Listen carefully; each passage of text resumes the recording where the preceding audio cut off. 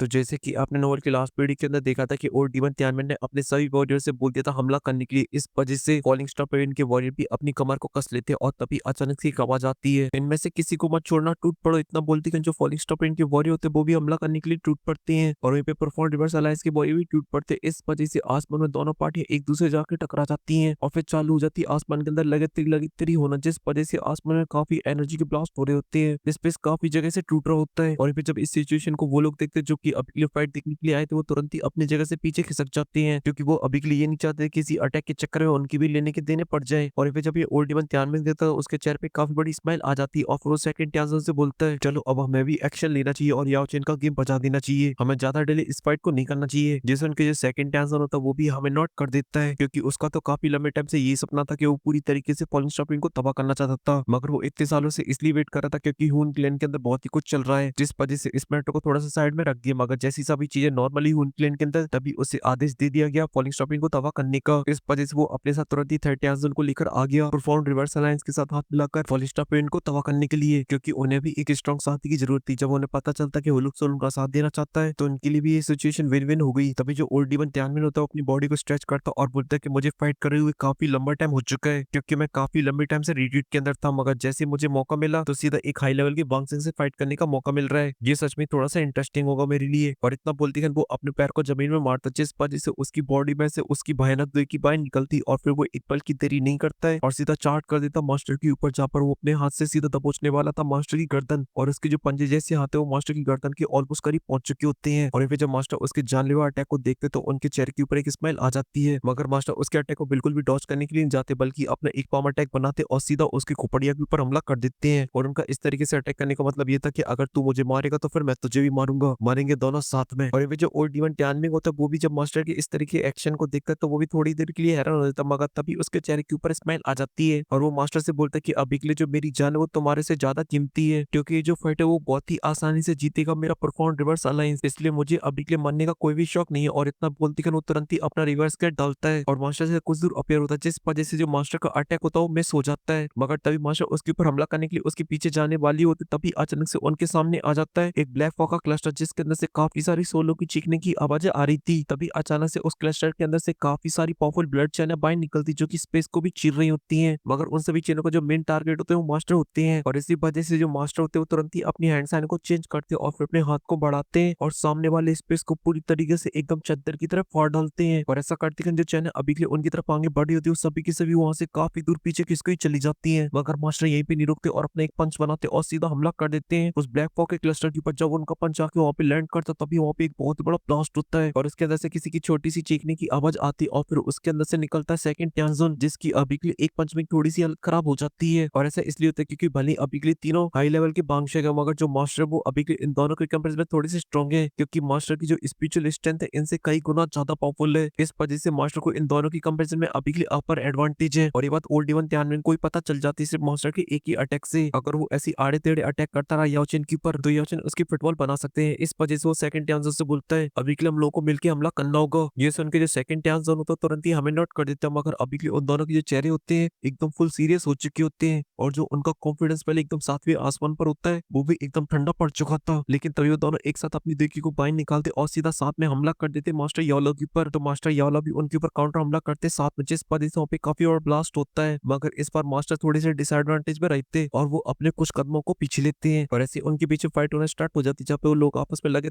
तिरी कर रहे होते और आसमान देखने में ऐसा लग रहा था कि वो आज पूरी तरीके से टूट के बिखर जाएगा। तभी सीन कट होकर थर्ड ट्यानजन के ऊपर आ जाता है जो कि अभी के चाहता आप देख रहा होता, मगर वो तभी वो एक्शन लेने के लिए आगे बढ़ता है लेकिन तभी अचानक से उसके ऊपर एक 7 कलर का थंडर आके सीधा लैंड करता है, मगर उससे उसे ज्यादा कोई नुकसान नहीं पहुंचता। और फिर वो देखता है उस ओरिजिन की तरफ जहाँ से ये अटैक आया था, जहाँ पर उसे दिखाई देता है एक बड़ा सा 7 कलर हैवी सॉइलिंग पाइथन, जिसे देखकर वो एक पल के लिए हैरान हो जाता है और बोलता है उत्तरी ये तो बहुत रियर है। मगर वो सही से होश में आ पाता उससे पहले एक और बड़ा सा क्लस्टर आता है पर्पल कलर का और आकर सीधा उसके ऊपर लैंड करता है, मगर वो तुरंत ही सेंस कर लेता है कि इसके अंदर पॉइजन है। इस वजह से वो अपने हाथ को आगे बढ़ाता है और सामने वाले पूरी स्पेस को फाड़ डालता है, जिस वजह से जो अटैक होता है वो सारा का सारा स्पेस के अंदर चला जाता है और उसका कुछ भी नहीं होता। मगर वो पूरी तरीके से अटैक से बाहर आ पाता उससे पहले अचानक वो मैसेज करता है कि पीछे कोई आ गया है और बोलता है जेट ग्रीन आइज। और इतना बोलते वो तुरंत ही पीछे मुड़ के देखता है जहाँ पर उसे दिखाई देती है हरी मिर्ची हरे कपड़ों में। मगर थर्ड ट्यानजन की आंखें तब चौड़ी हो जाती क्योंकि उस लड़की के पीछे आ जाता है एक बड़ा सा पाइथन जिसके 9 सर होते। इस वजह से वो वो हैरानी के साथ बोलता है, ये तो एक 9 हेडेड पाइथन की सोल है, क्योंकि ये जो तीनों लड़के वो बिल्कुल भी सिंपल नहीं है। भले ही अभी के लिए इनकी बहुत डाउजन की पीक पर है, मगर इनमें से एक है 7 कलर हैवी सॉइलिंग पाइथन, दूसरी एक बुल पॉइजन वाली लड़की जिसकी दिल्ली के अंदर इतना खतरनाक पॉइजन है कि एक बांगशेंग को भी इंजर्ड कर सकती है, और तीसरी के पास है एक 9 हेडेड पाइथन की सोल। आखिर फॉलिंग स्टार पेरेंट के पास इतने एंटिक पीस कहां से आ गए, जो कि अभी के लिए मुझे भी प्रेशर फील करा रहे हैं, क्योंकि मुझे अभी के लिए बांगशेंग के अंदर ब्रेक तो करे हुए ज्यादा लंबा टाइम नहीं हुआ है। मगर तभी वो गहरी सांस लेता और बोलता कि भले ये तीनों लड़कियां काफी ज्यादा यूनिक है, मगर मैं भी अभी के लिए ट्रू बांगशेंग हूँ, इस वजह से इनसे मैं तो बिल्कुल भी नहीं हार सकता हूँ। इसी वजह से आज किसी भी कीमत पे फॉलिंग स्टार पर भी पूरी तरीके से तबाह होकर रहेगा। और इतना बोलते कर वो अपनी जगह से एकदम फ्लैश की तरह चमकता और सीधा अपीयर होता है क्विंगली के सामने, जिसे देखकर वो भी डर जाती है। मगर तभी वो अपने एक पंच को बनाता जिस वजह से उसके सामने एक ब्लैक कलर का फॉग उसे चारों तरफ से कवर कर लेता है, और ऐसा करने से उसका जो पंच होता है वो काफी ज्यादा खतरनाक हो जाता है। और जब क्विंगली उसे अपनी तरफ आती है देखती तुरंत ही अपनी जेड ग्रीन आइस का यूज करती है और अपने सामने समन कर लेती है एक 1000 लेवल के वॉरियर को, जिस वजह से जो पंच होता जाकर उस पर टकराता है, और वो इतना ज्यादा पावरफुल होता है कि वो 1000 लेवल का वॉरियर तुरंत ही वहां पे मारा जाता है। और ये पे जब ये 30 देखता है तो तुरंत ही पहचान जाता है क्विंगली की आइडेंटिटी को, और बोलता है ओ तेरी, इस लड़की के पास तो जेड ग्रीन आइज है, जो कि अभी के लिए इस कॉन्टिनेंट के अंदर रियर की भी रियर है। और तभी मैं कहूँ इसने 9 पाइथन की सोल को कैसे कैप्चर कर रखा है। और इतना बोलते कर उसके चेहरे के ऊपर स्माइल आ जाती है, और वो फिर से अपना एक पंच बनाता और फिर से हमला करने के लिए जाने लगता है, मगर वो हमला कर पाता उससे पहले उसके पीछे आ जाता है 7 कलर हैवी सॉइलिंग पाइथन, और वो एक थंडर अटैक को बनाता और हमला कर देता है। मगर साथ ही वहाँ पे हमारी लिटिल फेई डॉक्टर भी आ जाती, जो कि अब बन चुकी होती है व्हाइट कोकेन, मतलब उसके बाल हो चुके होते सफेद, और वो भी एक पॉइजन अटैक बनाती है और वो भी कर देती है। और इसी बीच कोइंगली को मौका मिल जाता और वो भी अटैक कर देती है। इस वजह से थर्ड टेंशन होता है, वो अभी के लिए तीनों डायरेक्शन से फंस चुका होता और उसकी तीनों तरफ से अटैक आ रहे थे, मगर ये देखिए वो डरने की जगह वो स्माइल करने लगता और उसकी बॉडी में से निकलता उसका ब्रूटल ऑरा, और वो उसी से उन तीनों अटैक को नष्ट कर देता है, जिस वजह से काफी भयानक एनर्जी फैल जाती है चारों तरफ। और अब जो आसमान होता है वो अभी तक खतरनाक हो जाता है, चारों तरफ केओस मचा हुआ होता है। मगर एक जगह अभी भी ऐसी थी माउंटेन्स की जहाँ पर अभी भी शांति होती है,